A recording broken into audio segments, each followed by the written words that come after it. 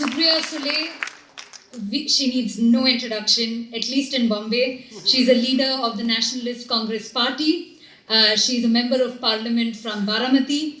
And she has been one of the leading figures in stitching together a difficult alliance in very, very difficult times. Those of us who see Rajya Sabha TV know her as an excellent parliamentarian who raises questions, speaks very logically, raises issues of importance, and especially pertaining to women in parliament.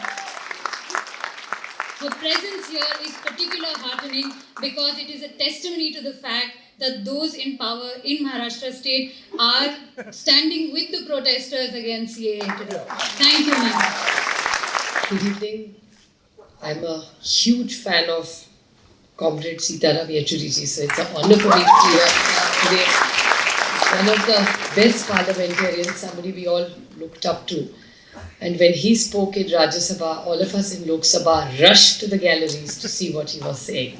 So it's really an honor for me to be here this evening with him.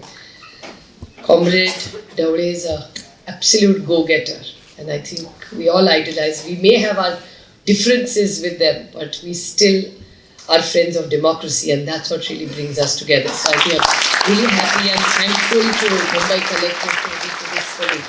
I actually said yes to this, not knowing much about what it's going to be, because my daughter studies at Xavier's College.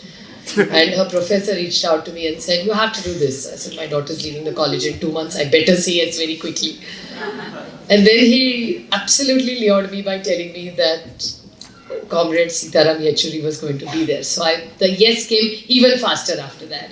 So it's really an honor and a pleasure for me to be here. Thank you, each organizer who's put so much effort in bringing all of us together. And I finally asked him, and I think Avish got really nervous because when I got here, I asked him, so what's the topic? So he was so worried. He said, "Abhi ye ladki pata nahi kya baat karegi, abhi kuch homework karke nahi aayi hai." But to talk about the chronology and what is happening in country, I don't think anybody needs any preparation today.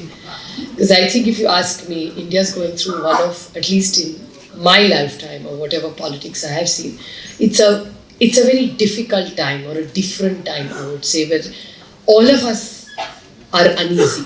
There's some sort of restlessness in everybody. And it's not just, I find it that for the first time in my life, my entire friend circle is totally divided.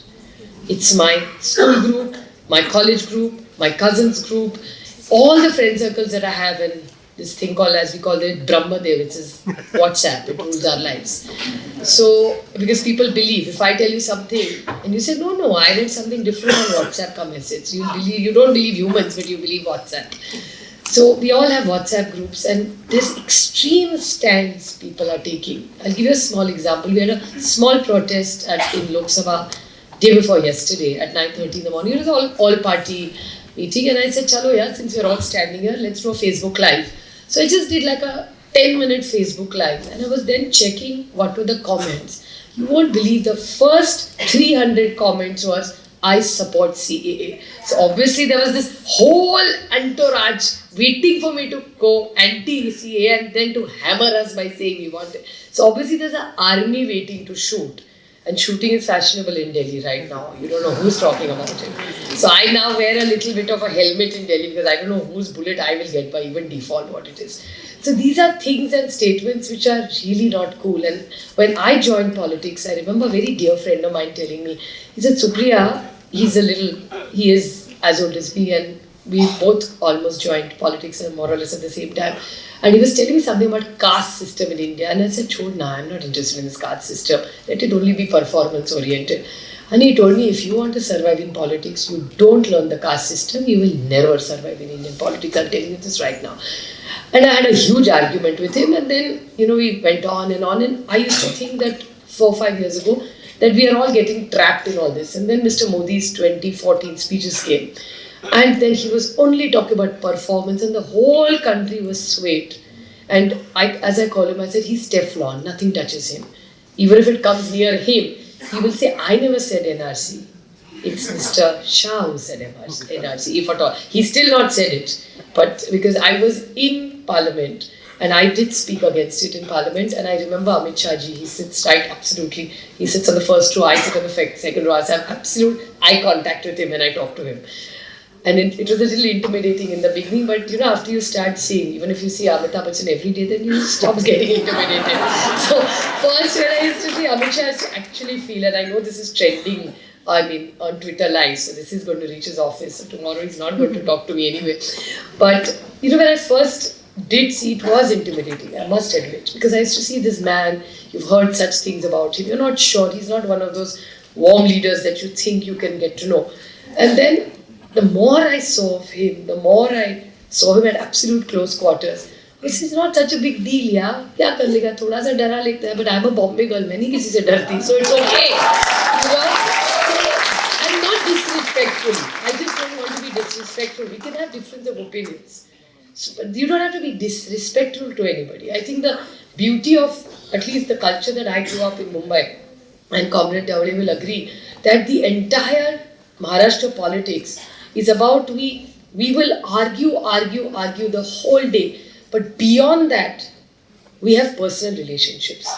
And please understand, these are not compromises, these are relationships. I mean, Comrade Yechuri is sitting right here. His wife is one of my closest, sweetest, nicest. I think half the time I like him because of Seema more, I'm not sure of that. But you know, politics is not just about being enemies. So I think the compare sort of, she said that, oh, Supriya was involved in putting an alliance which was difficult to put in. Please believe me when I say this alliance was not difficult to put in at all. Because when we realized why we were together, it was not really a big challenge. I mean, they had been bullied for whatever reason, they openly talked about it. So it's, if you have a common minimum program, what are politicians supposed to be? I think we've all lost the plot. I am also feeling I lost the plot. Because I'm so busy agitating about things. Who's going to run my constituency? Roti, kapda, makan, gutter, meter ka kaun dekhega? We are not. I myself feel that about myself. That, okay, I'm performing in Parliament, wonderful. But am I really making an impact in changing people's lives? My job is legislation to make your lives better. That's why I am an MP, otherwise why am I in this job? And half the time we are only agitating, and sometimes I feel it suits them. So we should really think about our game plan, because nobody's talking about the economy. And nobody is showing sympathy to me. I have suffered for 2 hours 45 minutes yesterday. You know, we also be little sympathetic to me. Don't clap. I know, मेरा दुख मैं जानती हूँ, आप नहीं जान सकते. And imagine I had to look serious, I had to listen to everything, and all my friends who messaged me and said, how well you were listening. So I put on my chashma and I was taking notes, and I proved that I heard the entire speech. And what Dr. Manmohan Singh ji said was so true, because I was telling a person sitting next to me, after they came into taxation, by then 2 hours were over. You know, so my brain was a little tired by then. And I said, you know, actually nothing is registering in my head, but now bahar jaake to you can't say nothing after 2 hours registered in my head. So we have to see all the right things when we go out. So then taxation came a little bit, we also know, okay. And then I really like to thank the Honourable Prime Minister. He was really kind yesterday. He told the Honourable Finance Minister that abhi baki ka le kar do, you know. Really, because he did realize, I mean, I'm not saying this sarcastically, I'm saying this really nicely. To stand here for 2 hours 40 minutes, and then the press asked me, how do you rate this budget? So I said 10 on 10 to the finance minister, because for 2 hours 40 minutes, without even having water, use credit to read somebody else's speech for 2 hours 40 minutes is not a joke, right? Think about it. So I really give her 10 on 10 for that. And I really like the lady. I have a lot of respect for her, because I feel maybe she's not passionate about it. So I have a lot of respect for her. And she feels very deeply. I mean, I've seen her, and I've said this on the floor of the house, that I have a lot of respect for her, because last time she's the only minister who worked. Every bill that came was from finance ministry, and she was defending actions which were not hers. So actually I'm sympathetic to her, because she is getting all this flack which is not something that she has created. So my sympathies, and I like her as a woman, and that too she is JNU, so, you know, 5 marks for that. So I really feel proud about it. And then they said, ये तो उनका हो गया, लेकिन budget के बारे में क्या? I said 2 on 10. Because the budget is not written by her, so why should I unnecessarily, you know, give her less marks? So 10 on 10 to her, and 2 on 10 to the person who wrote the budget.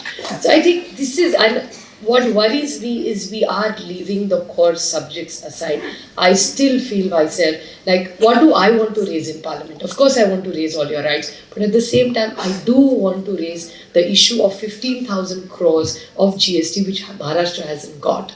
I want to raise issues of the monies which were committed to us after Sangli and Kolhapur. That was 8 months ago, not one penny has even come. That is the money they committed, Sangli and Kolhapur, where it was their government, both sides, in Maharashtra and there. So what worries me is, I also don't want to get so trapped in all this that I forget issues of my state. And I think maybe this is their game plan. So are we to keep us distracted in all this and forget where the country's economy is going? And yesterday, I am a bit of a socialist. I am a bit of a communist at times. I am a capitalist also, so I have a little one-third, maybe just confused. But I just feel that, business has to exist, the economy has to do well, and wealth has to be created. Because that wealth belongs to all of us, not just to me or you or to a certain family. It has to everybody once. Yeah, this is aspirational India. You heard it in the budget yesterday. She talked about aspirations and aspirations and aspirations. And it's a fact, why should I? I mean, the school and college my daughter goes to, my driver's son also goes to the same college. This is aspirational India, wears the same jeans, goes to the same places in the evening, and there's nothing wrong in it. I think that's where India needs to grow. So have we forgotten? Why did I join politics? To make somebody's lives better. And what are we politicians doing except fighting and arguing? We are really not doing anything. So if you ask me personally, I'm just feeling I'm stagnating right now. Because we are not doing anything new, we are not doing anything innovative. So I just feel that, come on, let's go and create. I mean, I'm exceptionally competitive by nature. Not with anybody else, I compete with myself. And I take great pride in my state. I want my state to be uno in everything that happens in this country. I want to lead by example for you to say, अरे वो जो महाराष्ट्र में हो रहा है ना, वो इस देश में होना चाहिए. Like स्वच्छता अभियान. Hats off to Mr. Modi. He did create a good job and nothing wrong. If it's good in the larger interest, I'm happy to support it. But please remember that program was started in my state 25 years ago by late R.R. Patil. It was started as a Swachhata Abhiyan. He, poor thing, didn't have the resources, nor did he have Amitabh Bachchan to model for it. So, the whole country did not know about it. But he made a lot of effort. So I think a lot of good work needs to be done.